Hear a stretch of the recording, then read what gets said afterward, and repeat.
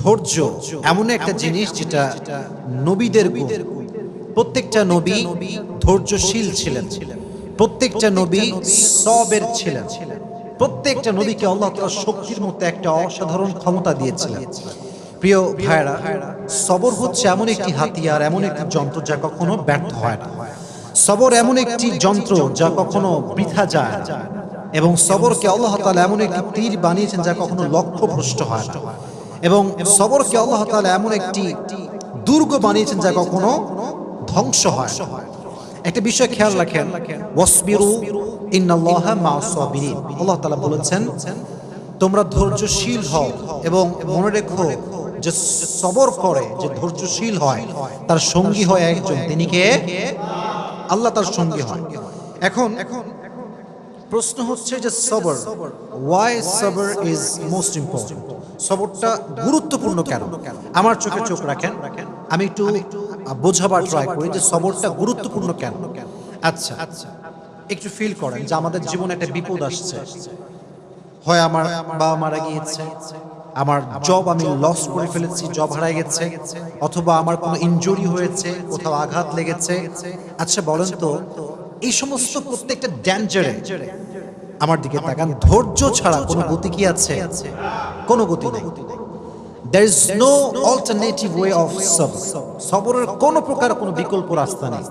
সবর হচ্ছে মুমিনের জীবনের সফলতার সবচেয়ে বড় হাতিয়ার। তবে আমি আজকে আলোচনাটা একটু লম্বা করব, এই জন্য সবর এটা মেয়েদের জন্য জরুরি, ছেলেদের জন্য জরুরি, সবার জন্য জরুরি। কারণ পরীক্ষা শুধুমাত্র ছেলেদের জীবনেই আসে না, মেয়েদের জীবনেও পরীক্ষা আসে না নাই? একজন মেয়ে যে বিয়ে করেছে, আব্বা আম্মার ঘর সংসার সব ছেড়ে আসছে, এসে দেখছে যার জন্য সব ছেড়ে আসছে সে তার মতো না, স্বামী খারাপ। এরকম মাঝে মাঝে হয় না? তো এই যে মেয়েটার শ্বশুর বাড়ি খারাপ, শাশুড়ি খারাপ, স্বামী খারাপ, তার জীবনেও সবরের দরকার আছে না নাই? আরেকজন মেয়েকে না আপনি ভাবেন যে মেয়েটা বিয়ে করেছে, জাস্ট মনে করেন 1 মাস হয়েছে, 1 মাস পরেই তার স্বামী মারা গিয়েছে, বিধবা হয়ে গিয়েছে। এই মেয়েটার জীবনেও সবরের দরকার আছে না নাই? তার মানে লাইফের একটু গভীরভাবে ভাবলে বুঝবেন যে লাইফের প্রত্যেকটা স্টেপে স্টেপে ধৈর্যের বিকল্প কোন রাস্তা হতে পারে। You must have to be patient. In every kind of situation, you must have to be patient. যতটা কষ্ট আসুক না কেন, ধৈর্য আমরা হারাবো না। রাজি আছেন তো ইনশাআল্লাহ? আচ্ছা, আমি কোরআন থেকে কিছু এক্সাম্পল দিব ধৈর্য কাকে বলে, নবীদের ধৈর্য কেমন ছিল, এবং আমি হাদিস থেকে কিছু এক্সাম্পল দিব যে কিভাবে আমরা ধৈর্যশীল হতে পারি। এবং মহিয়সী নারী যারা ছিল, যেমন আম্মা জান আয়েশা রাদিয়াল্লাহু তাআলা আনহা, এবং নবীজির ফার্স্ট ওয়াইফ যিনি ডিভোর্সি ছিলেন, তিনি হচ্ছেন খাদিজাতুল কুবরা রাদিয়াল্লাহু তাআলা আনহা, যাকে নবীজি বিয়ে করেছিলেন কত বছর বয়সে বলতে পারবেন? 40 বছর। কত বছর? তার জীবন থেকে আমরা সবরের শিক্ষা কেমন করে নিতে পারি? আয়েশা রাদিয়াল্লাহু তাআলা আনহার জীবন থেকে আমরা সবরের শিক্ষা কেমন করে নিতে পারি? আমরা এখান থেকে শিক্ষা গ্রহণ করার ট্রাই করব। সকলে বলেন ইনশাআল্লাহ।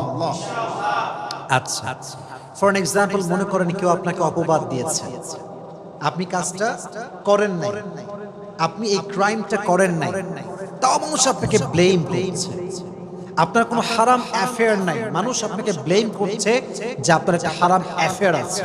এটাকে আমরা বাংলাতে বলি অপবাদ। আমরা বলি কি? অপবাদ বা তোহমত। আমি যেটা করি না সেটা মানুষ আমাকে মনে করে এবং আমাকে ব্লেম করে, এটা নাম হচ্ছে অপবাদ। আমি জাস্ট ছোট একটা হাদিস বলবো। আগে প্রশ্ন করি, নবীজির একজন কুমারী স্ত্রী ছিলেন, যেই একমাত্র স্ত্রী কখনো বিয়ে করেন নাই, তার ডিভোর্স হয়নি, তার স্বামী মারা যায়নি। তার নামটা কি প্রিয় ভাইরা? আয়েশা রাদিয়াল্লাহু তাআলা আনহা। ছোট্ট একটা হাদিস শেয়ার করছি। নবীজির মোট স্ত্রী ছিল কয়জন বলেন তো? 11 জন। জোরে বলেন কয়জন? 11 জন। 11 জন স্ত্রীকে নবীজি ঘুরতে নিয়ে যেতেন। তবে এটা একটা সিস্টেম ছিল, লটারি সিস্টেম। নবীজি একটা বাক্সে সবার নাম লিখে রাখতেন, যার নামটা উঠতো তাকে নবীজি ঘুরতে নিয়ে যেতেন। সুবহানাল্লাহ পড়ে। What an amazing system.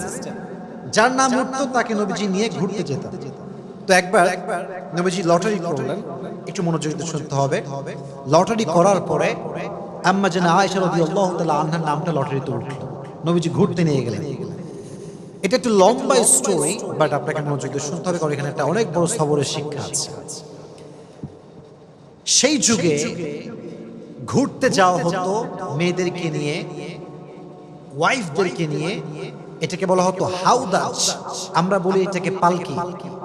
আগের যুগে বিয়ে হতো কিসে করে?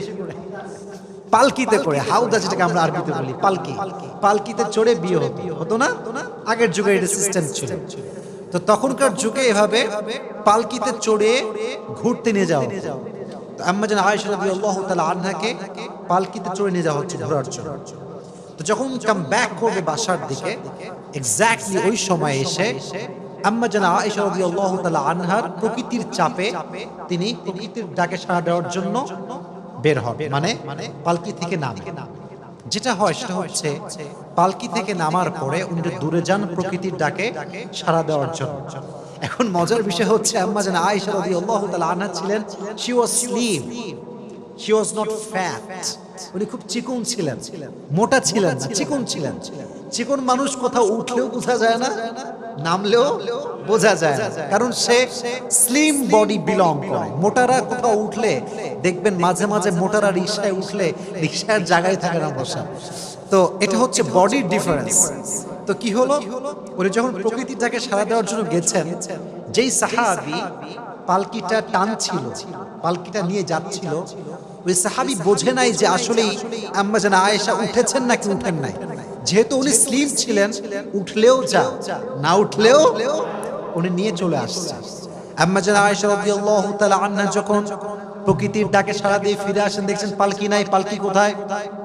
পালকি আর নাই, পালকি চলে গিয়েছে, কারণ সে ভেবেছে এখানে আয়েশা রাদিয়াল্লাহু তাআলা আনহা আছে। তো উনি যখন ফিরে আসলেন দেখলেন পালকি নেই, তখন উনি খুব সবরের সাথে অপেক্ষা করলেন। যখন দেখলেন অপেক্ষা করেও আসছে না, তখন তিনি কি করলেন জানেন?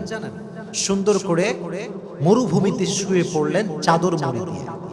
চাদর মুড়ি দিয়ে শুয়ে পড়লেন।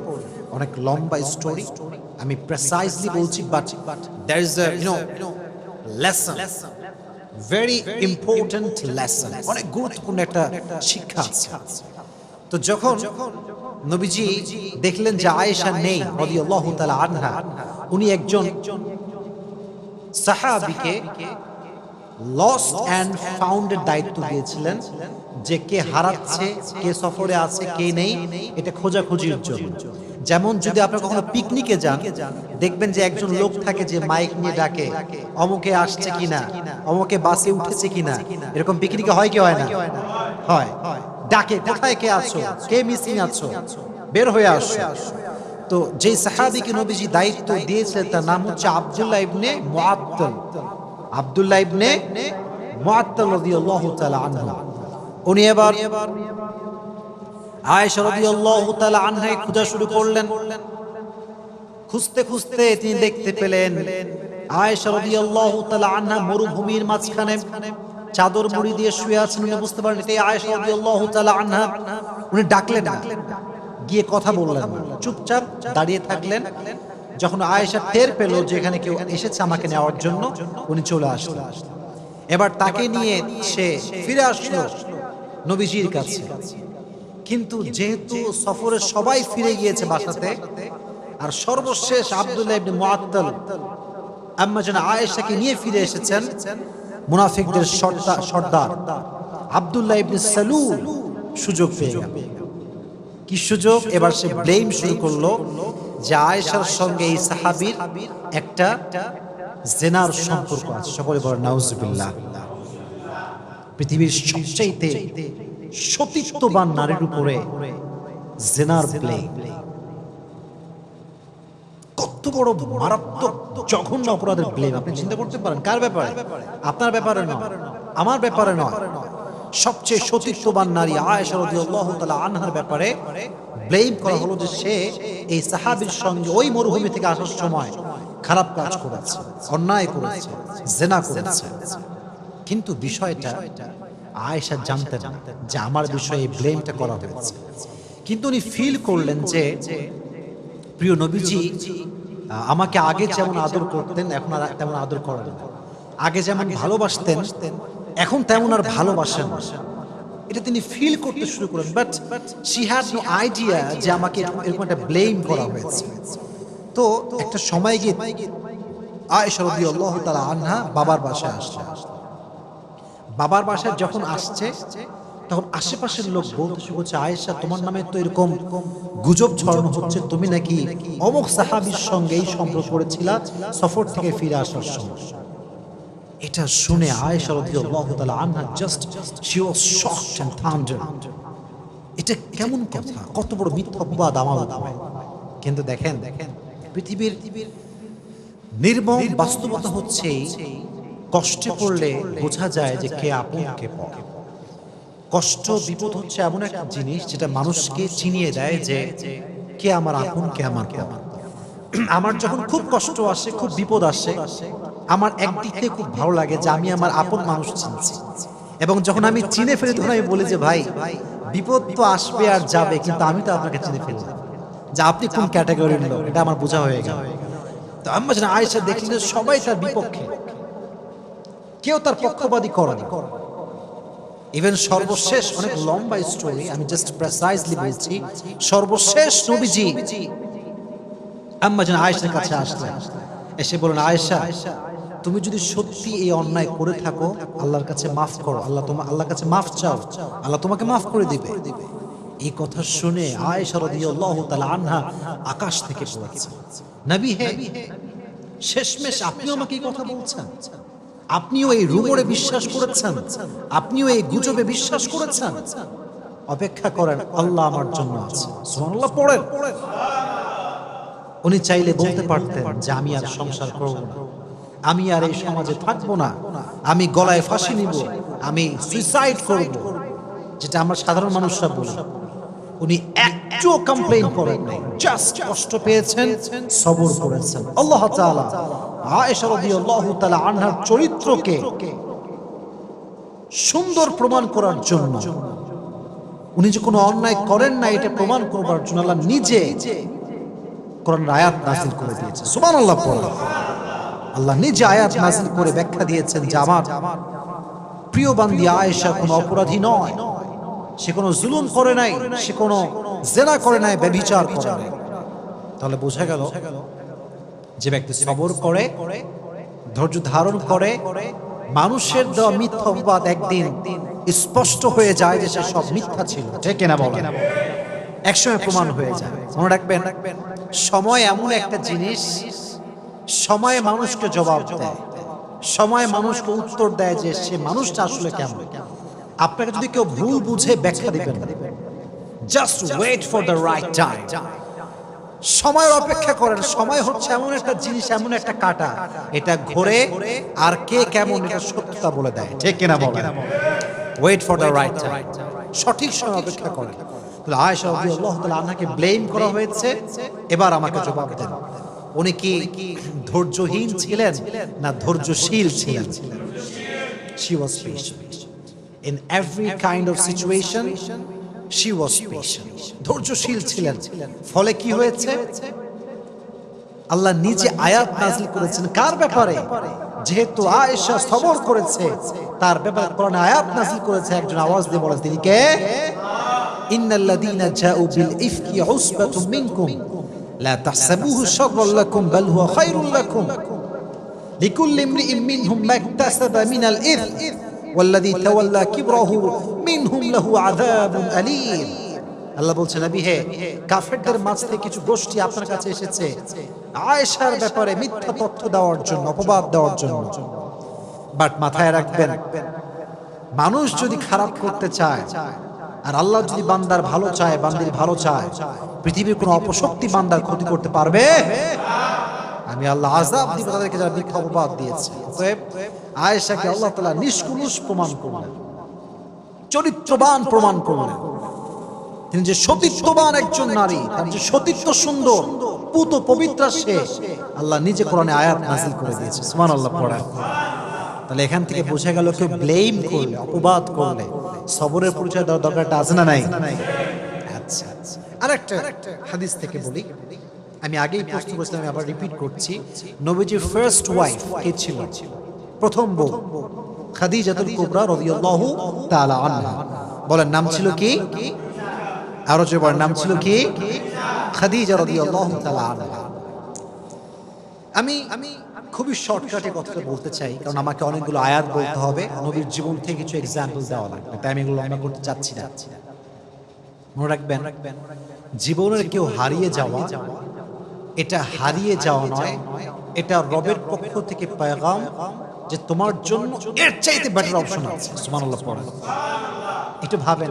হাদিস থেকে বলে, যখন খাদিজা রাদিয়াল্লাহু তাআলা আনহা বিয়ে করলেন, প্রথম হাজবেন্ড, খুব সুন্দর সংসার, খুব সুন্দর জীবন। খাদিজা ভাবতে শুরু করেছিলেন যে এর মতো উত্তম জীবন সঙ্গী আমার জীবনে আর কেউ আসতেই পারে না। He is the best person that I have ever seen in my life. এর চাইতে বেটার অপশন কে হতে পারে? হঠাৎ করে সে মারা গেল। প্রথম হাজবেন্ড জাস্ট শেষ, মুহূর্তেই শেষ। যখন মারা গেল প্রথম হাজবেন্ড, খাদিজাতুল কুবরা রাদিয়াল্লাহু তাআলা আনহা ভেঙে পড়লেন, সবর হারায়। ভেঙে যাওয়া মানে সবর হারানো নয়, আপনি তো ভাঙবেন কারণ আপনি মানুষ, বাট ভেঙে যাওয়ার পরেও যদি আপনি আবার দাঁড়াতে পারেন তাহলে আপনি ধৈর্যশীল, ঠিক কিনা বলেন? তো উনি ভেঙে পড়লেন, বাট সবর হারান নাই, ধৈর্য হারান নাই। সেকেন্ড টাইম আবার বিয়ে করলেন। একজন মেয়ে যখন ডিভোর্স হয়ে বা স্বামী মারা যাওয়ার পর আবার বিয়ে করে, জীবনটা এত সহজ হয় না। যে নারী তার সমস্ত অস্তিত্ব একজন পুরুষকে বিলীন করে দেয়, সে নারী সেকেন্ড টাইম অন্য কোনো পুরুষের সঙ্গে বসা, তাকে ধরতে দেওয়া, তার সঙ্গে কোনো ফিজিক্যাল টাচ নারীটা সহ্য করতে পারে না, কারণ সে প্রথম পুরুষে আসে।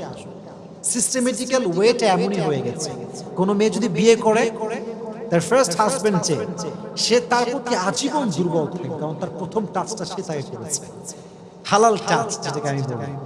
তো নারীদের এটা অনেক বেশি কষ্ট হয়, সাফার করে নারীরা। মনে রাখবেন,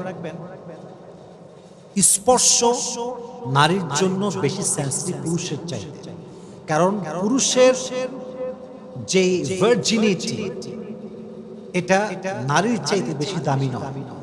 আল্লাহ নারীর সতীত্বকে যে সম্মান দিয়েছে, সে সম্মান পৃথিবীর কিছুকে আল্লাহ তাআলা দেয়নি। সুবহানাল্লাহ পড়ায়। এই জন্য নারী যখন ডিভোর্সি হয়ে যায়, তখন নারী অন্য কোনো পুরুষকে সহজে অ্যাকসেপ্ট করতে পারে না, খুব কষ্ট হয়। ওই প্রথম স্মৃতিগুলো বারবার চোখের সামনে ভেসে ওঠে। কথা ঠিক কিনা বলেন? তো ফার্স্ট বিয়ে, স্বামী মারা গেছে।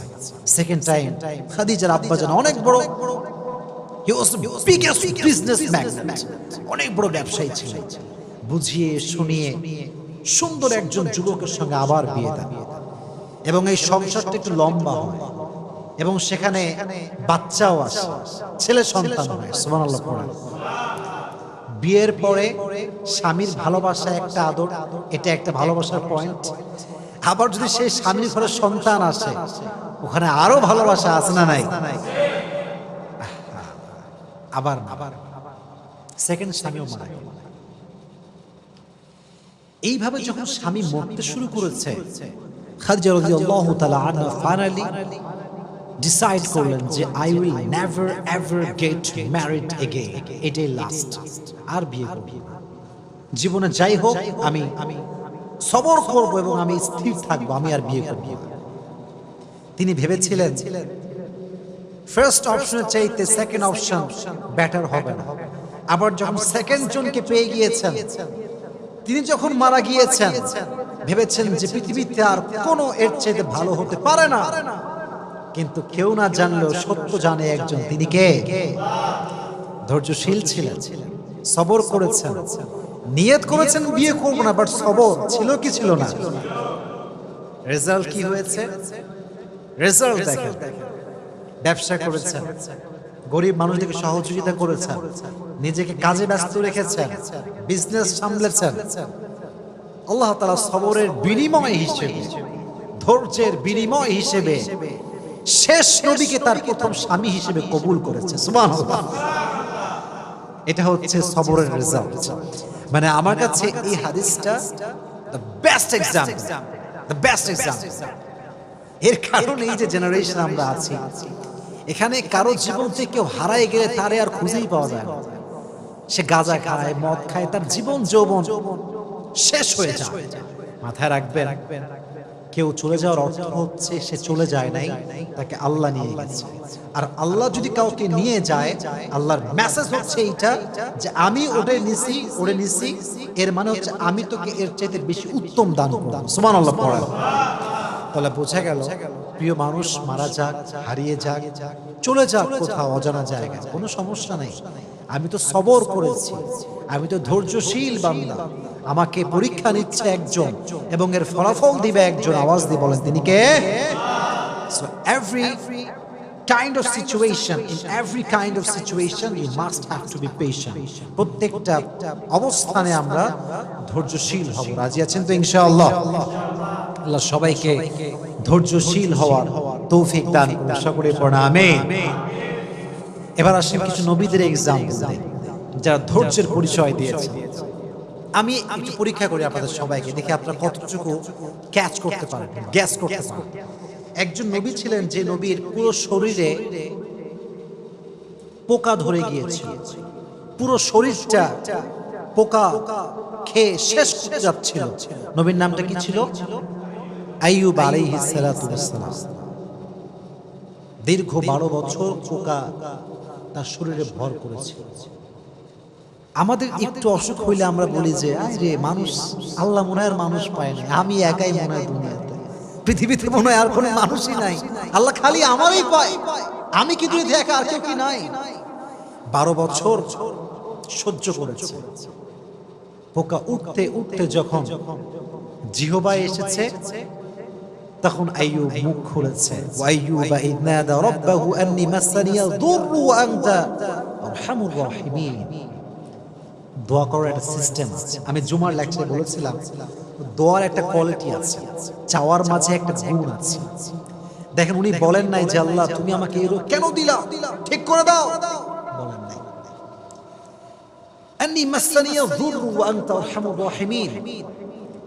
আল্লাহ আমি তো বিপদে আছি, তুমি তো রহমান। কথার ভাঁজ দেখেন। আমি আমার আব্বাকে বলছি, আব্বা আমি সকাল থেকে খাই নাই, খাবার কিন্তু চাই নাই, আমি না খেয়েছি আর তুমি আমার আব্বা, এটা বললে আব্বা বুঝে যাবে যে আমার ছেলের এখন খাবার দরকার। আইয়ুব আলাইহিস সালাতু ওয়াস সালাম he never complained। উনি বলেছেন, আল্লাহ আমি কষ্টের ভিতরে আছি আর তুমি তো রহমান, আর রহমান তো কারো কষ্ট সহ্য করতে পারে।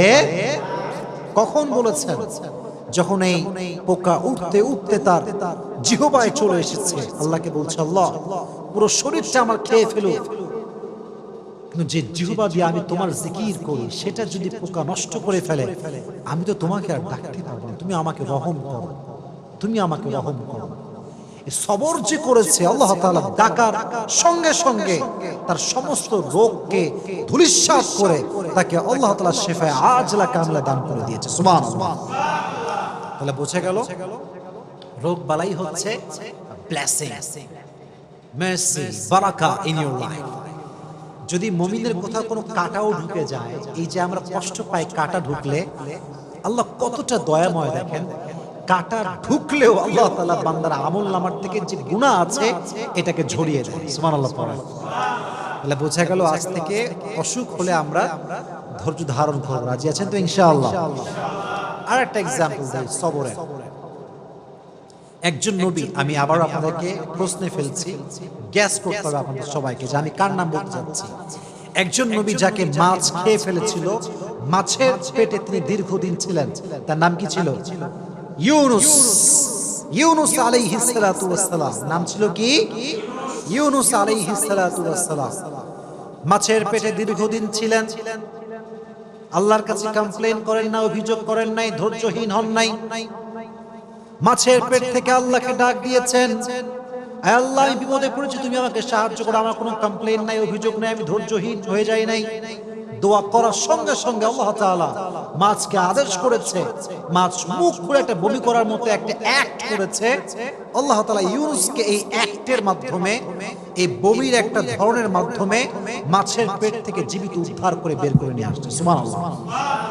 তাহলে বোঝা গেল বিপদে পড়লে আপনাকে দোয়া করতে হবে, আল্লাহ আমারই পাইল, দুনিয়াতে আর কেউ নাই, আমি মনে হয় একা, আল্লাহ কি পাইলা আমার তুমি। এটা ধৈর্যহীন হওয়ার পরিচয়। অতএব সবরও থাকবে, দোয়াও থাকবে। বলেন আমার সঙ্গে, সবরও থাকবে, সবর আছে যার সঙ্গে দোয়াও আছে যার, তার সফলতা কেউ আটকাতে পারবে না। সুবহানাল্লাহ পড়েন। আর একটা এক্সাম্পল দেই, নবীর নাম গ্যাস করতে হবে সবাই। একজন নবী যাকে আল্লাহ তাআলা 80 বছর পরে একটা সন্তান দিয়েছিলেন, সে নবীর নাম কি? ইব্রাহিম আলাইহিস সালাতু ওয়াস সালাম। নামটা কি? ইব্রাহিম আলাইহিস সালাতু ওয়াস সালাম। সন্তানের নাম কিছু বলতে পারবেন? ইসমাঈল। নাম কি ছিল? ইসমাঈল আলাইহিস সালাতু ওয়াস সালাম। সবর কাকে বলে একটু বুঝাই আপনাদেরকে, শর্টকাটে বোঝাচ্ছি। 80 বছর পরে একটা ছেলে হয়েছে, আল্লাহ অর্ডার করেছে যাও মাকে এবং ছেলেকে একদম মরুর প্রান্তে রেখে আসবে, যেখানে জনমানবহীন একটা জায়গা, মানুষ নাই, লোক নাই, জন নাই, রেখে আসবে।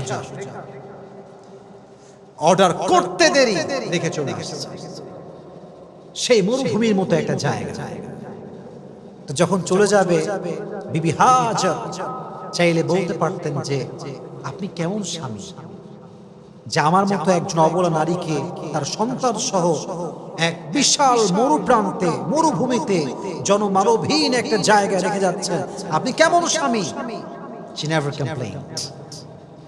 She never ever complained like that. বলেইনি কিছু। কি বলেছে আমি জাস্ট রিপিট করছি বাংলাতে সারাংশ। বিবি হাজার বলছে, হে ইব্রাহিম, এটা যদি আল্লাহর অর্ডার হয় যে আমাকে তুমি মরুর প্রান্তে রেখে যাবা, জনমানবহীন জায়গা রেখে যাবা, যেখানে খাবার নাই, দাবার নাই, পানি নাই, তবে শুনে রেখো আমিও এটা বিশ্বাস করি যে আমার আল্লাহ আমাকে মরুর প্রান্তরে না খাওয়ায় মারবে না। সুবহানাল্লাহ পড়ায়। তুমি যদি আমাকে রেখে খুশি হও, আমি এখানে থেকে খুশি আছি। ধৈর্য ধারণ করেছে।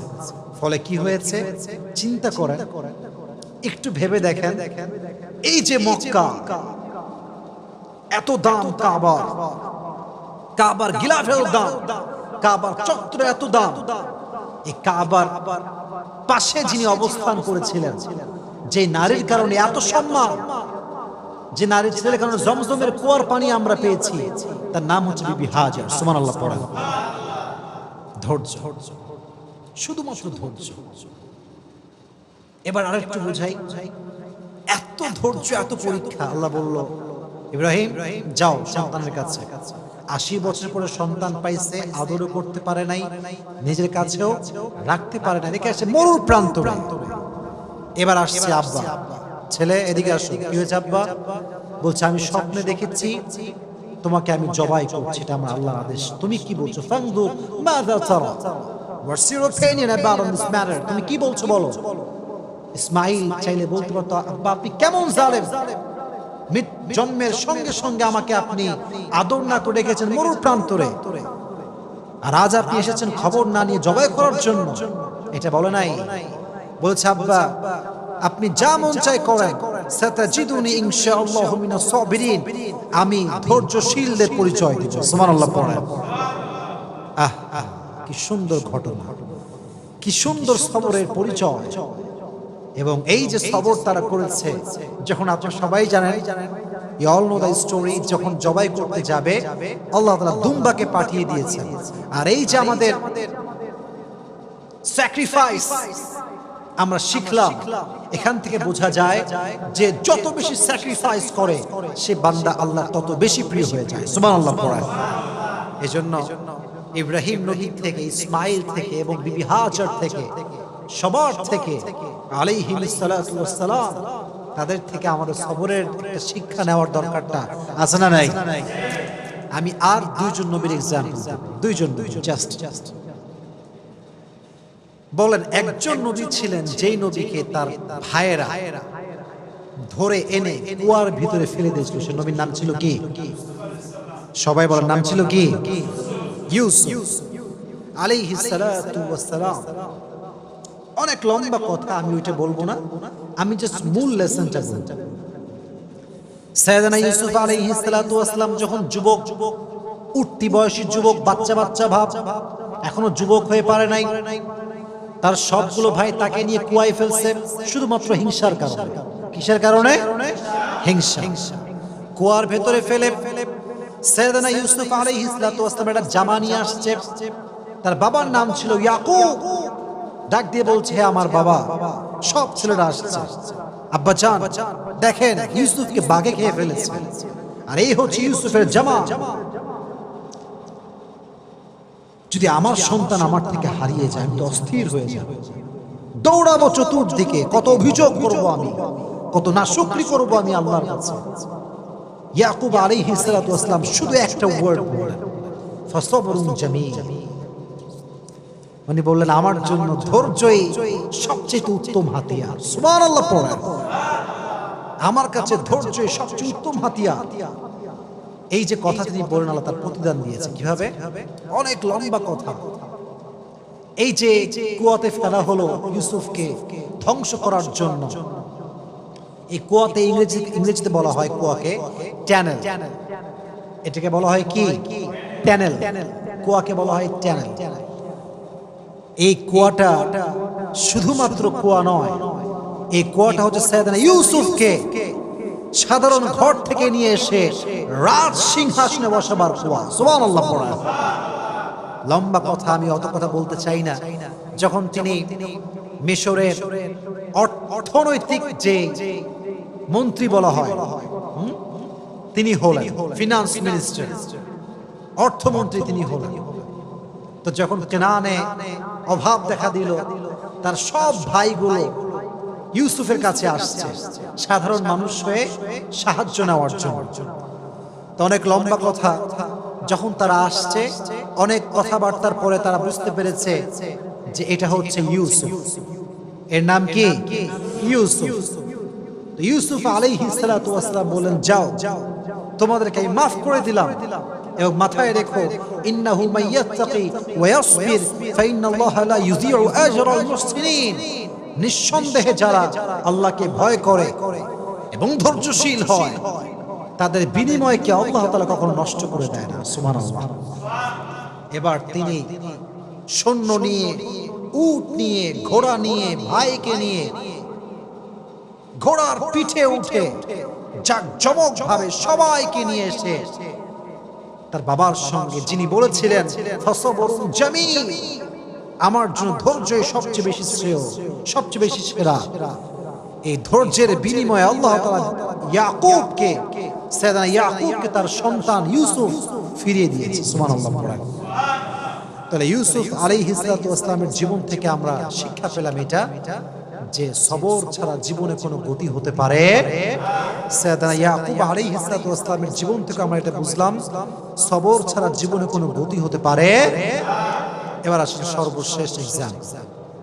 পৃথিবীতে ধৈর্যের প্রতীক ছিলেন একজন মানুষ, যার উপরে ধৈর্যশীল মানুষ জীবনে আর কেউ আসে নাই, পৃথিবীতে আর কেউ আসে নাই। He was out of any kind of comparison. তিনি ছিলেন সবচেয়ে ধৈর্যশীল। ধৈর্যের ক্ষেত্রে তার কোনো তুলনা হয় না, কোনো কম্পেয়ার হয় না। তিনি হচ্ছেন সাইয়্যিদুল কাউনাইন, সাইয়্যিদুল মুরসালিন, বিশ্ব মানবতার মুক্তির দূত নবী মুহাম্মদুর রাসূলুল্লাহ সাল্লাল্লাহু আলাইহি ওয়াসাল্লাম। ধৈর্যের প্রতীক, ধৈর্যের প্রতীক ছিলেন তিনি। মারাত্মক লেভেলের ধৈর্য ছিল তার। ধৈর্য যে কত বেশি আপনি চিন্তা করতে পারবেন না। একজন মানুষ যার এই ছোট্ট বয়সে সে তার মাকে হারিয়েছে, যখন সে পৃথিবীতে আসে নাই তার আগে তার বাবাকে হারিয়েছে, বড় হয়ে চাচাকে পেয়েছে, চাচা মারা গিয়েছে, দাদাকে পেয়েছে, দাদা মারা গিয়েছে, মাথার উপরে বট বৃক্ষ ছিল তার স্ত্রী খাদিজা, সেও মারা গিয়েছে। একটা মানুষ আর কত হারাতে পারে? একটা মানুষের সবচেয়ে বড় জায়গায় হচ্ছে আব্বা এবং মা। যার জীবনে বাপ মা নাই, তার জীবনে কিছুই নেই, তার পুরো জীবনটাই তো কষ্টে ভরা। নবীজি জন্মের আগে চলে গিয়েছে বাবা, জন্মের পরে চলে গিয়েছে মা, চাচা হারায় গেছে, দাদা হারায় গেছে, বিয়ে করেছে নিজের স্ত্রী খাদিজা, যে সমস্ত সম্পত্তি নবীর পায়ের সামনে বিলীন করে দিয়েছে ইসলামের জন্য, সেও মারা গিয়েছে। নবী কখনো আল্লাহর কাছে অভিযোগ করেন না যে আল্লাহ আমি তো তোমার নবী, তুমি তো আমার আল্লাহ, তুমি আমাকে কেন কষ্ট দিচ্ছ? নবীজি কমপ্লেইন করেন, সবরের পরিচয় দিয়েছে। He was patient in every kind of situation. কখনো কমপ্লেইন করেন না, অভিযোগ করেন না, প্রতিটা মুহূর্তে ধৈর্যশীল ছিলেন তিনি। তায়েফের ময়দানে যখন নবীজি দাওয়াত দেওয়ার জন্য গেলেন কাফেরদেরকে, সবাই আপনার ঘটনা জানেন, তা দাওয়াত অ্যাকসেপ্ট করলো না। নবীজি প্রায় কয়েকশো কিলোমিটার রাস্তা পাড়ি দিয়ে আসছেন, ক্লান্ত মানুষ। উনি বললেন তায়েফবাসী শোনো, তোমরা যেহেতু আমার দাওয়াত গ্রহণ করলে না, তোমাদের কাছে আমার অনুরোধ, তোমরা মক্কায় খবরটা ছড়িয়ে দিও না। যদি মক্কার কাফেররা জানতে পারে তাহলে আমাকে জুলুম করবে। কাফেররা কে কার কথা শোনে? নবীজি বের হওয়ার আগে কাফেররা মক্কায় খবর পৌঁছে দিল যে মুহাম্মদ মক্কার থেকে এখানে তায়েফের জমিনে দাওয়াত দেওয়ার জন্য আসছে, আমাদেরকে কবুল করে নাই দাওয়াত। সব তায়েফের দুষ্টু ছেলে পেলে বাচ্চাদেরকে নবীজির পেছনে লেলিয়ে দিয়েছে, যাও তোমরা মুহাম্মদকে পাথরের আঘাত করো, বৃষ্টির মতো পাথরকে তোমরা বর্ষণ করো। আমি যখন রেলগেটে যাই, আমি জাস্ট ফিল করি, রেলগেটে দেখবেন যে প্রত্যেকটা রেল লাইনের মাঝখানে এরকম বড় বড় পাথর থাকে, দেখছেন আপনারা সবাই? এরকম শক্ত শক্ত পাথর। আমি জাস্ট এটা ফিল করি, যদি এই পাথরটা তুলে আমি আসিফকে কেউ আঘাত করে আমার কি হবে? আমি কি আদৌ সহ্য করতে পারবো এই আঘাতটা? তখন আমি ফিল করি যে তায়েফের জমিনে আমার নবীকে এর চাইতে বড় বড় পাথর দিয়ে মেরে রক্তাক্ত করা হয়েছে। নবীর রক্ত পড়েছে, নবীর রক্তে পুরো মাটিটা ভিজে গেছে। নবীজির রক্তে পড়ে বেহুশ হয়ে গেছে। সাহাবী এসে ধরেছে, ধরে উঠাইছে, নবী হে এবার তো বদদুয়া করে, এবার তো বদদুয়া করে ফেলা, আর কত সহ্য করবে? নবীজি বলছে, শোনো, আমি তো বদদুয়া করার জন্য আসি নাই, হয়তো আমার দাওয়াত তায়েফের লোকরা কবুল করে নাই, তো কি হয়েছে? নেক্সট জেনারেশন যে হবে তারা হয়তো বা ইসলাম গ্রহণ করবে। সুবহানাল্লাহ পড়া। পাথরের আঘাত খেয়ে রক্তাক্ত হয়ে গেছে, ধৈর্য হারায়, শক্তি হারায়, জুলুমের শিকার হয়েছে, কাউকে বদদুয়া করে নাই, সর্বাবস্থায় ধৈর্যের পরিচয় দিয়েছে, সর্বাবস্থায় দিয়েছে। আজকে আমাদের অভাব আসলে আমরা কত কথা বলি, টাকা নাই আমার কাছে, এইটা নাই এইটা নাই, I don't have anything, just complain. আছে কিন্তু সব, শুকরিয়া নাই। যার শুকরিয়া যত বেশি তার নিয়ামত তত, যার অশুকরিয়া, যার নাশুকরিয়া যত বেশি তার নিয়ামত তত বেশি কম। ঠিক না?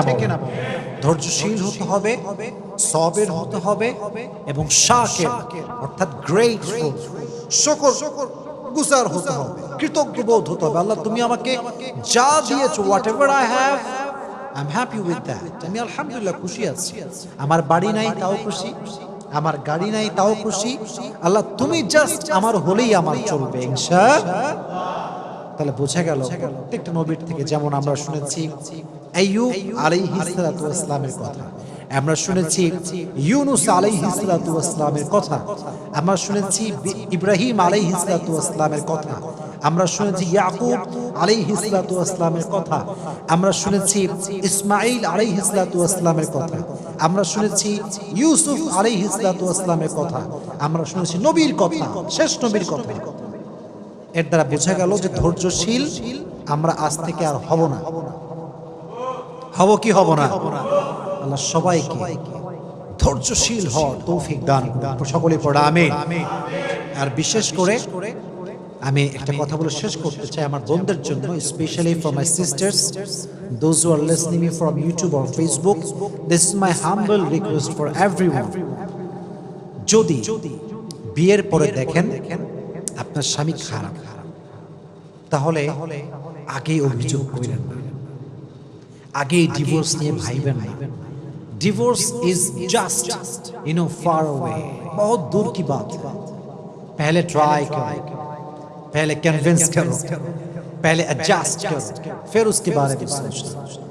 আমরা আগে ডিভোর্স দিয়ে ভাবি যে তালাক দিলেই মনে সমাধান, না। কে বলছে আপনার সমাধান? আপনি মনে করতেছেন আমার বোন যেই স্বামী বাদ দিলে আরেকটা স্বামী খুব ভালো হবে, কে বলছে? গ্যারান্টি আছে আপনার কাছে? ছেলেরা প্রথমে খুব ভালো মনে হয় দেখলে, ফেরেশতা কনফার্ম জান্নাতি লেভেলের একটা, পরে গিয়ে যে কি বদমাইশ হয় এটা আপনি কল্পনা করতে পারবেন না। এই জন্য যেই স্বামী আপনার কাছে আছে ওকে একটু কনভিন্স করুন, ওর সঙ্গে অ্যাডজাস্ট করা ট্রাই করা। You have to give your best, you have to try your best, you have to give the best effort. যতটুকু পারা যায় ট্রাই করেন বানানোর জন্য, ভালোবাসা দিয়ে, আদর দিয়ে, যত্ন দিয়ে, আব্বা আম্মাকে দিয়ে, মুরব্বিকে দিয়ে তাই কনভিন্স করেন। মাথায় রাখবেন, নারীর ডিভোর্স হয়ে গেলে তার সম্মান কমে যায়, তার স্ট্যাটাস লো হয়ে যায়। যতই আপনি ওয়াজ করেন, যতই আমি ওয়াজ করি, দিন শেষে সত্য সত্য, রিয়েলিটি ইজ রিয়েলিটি। এখানে কোনো প্রকার কোনো কথা চলবে না। বন্ধুকে বলবো, বোনেরা, যদি সাংসারিক জীবন সুখী হতে চান, there is no alternative way of সবর। সবর যার আছে বেশি, তার সংসার তত টিকে বেশি। আমার সঙ্গে রিপিট করেন, রিপিট আফটার মি। যেই মেয়ের সবর যত বেশি, তার সংসার টিকে তত।